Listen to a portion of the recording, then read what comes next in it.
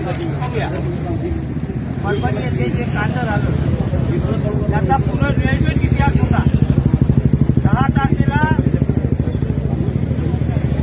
बांगलादेशामध्ये हिंदूवर अन्याय होतो म्हणून परभणीत निषेध करण्यात आला आणि परभणीत सर्व भाजपच्या आरएसएस असो, बजरंग दल असो, तेवढ्या काही संघटना असतील त्यांना मानणाऱ्या त्या सर्व संघटनांच्या वतीनं त्या ठिकाणी मोर्चा करण्यात आला की बांगलादेशातल्या हिंदूवर अत्याचार होतो. फक्त परभणीच्याच लोकांना वाटलं की बांगलादेशातल्या हिंदूंना अत्याचार होतो. इथल्या पैठणच्या मातंगावर अन्याय झाला त्या मातंग हिंदू नव्हता का? 20 देशमुखाला हत्या झाली तो देशमुख हिंदू नव्हता का? पुण्याच्या लोकांना मारल्या गेलं, युवांना मारल्या गेलं ते हिंदू नव्हते का? आणि मग बांगलादेशाच्या हिंदूंचं संरक्षण करण्यासाठी या महाराष्ट्रातलं शेतकरी मारले.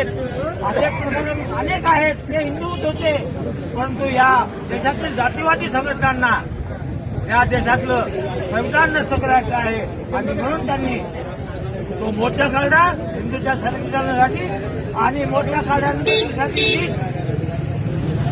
आता हे लोकांनी सगळ्यांनी भाषणात माथे फिरून नव्हता.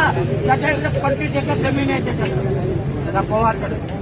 तो पवार त्याला मुद्दा पण कोणीतरी या हिंदू संघटनांनी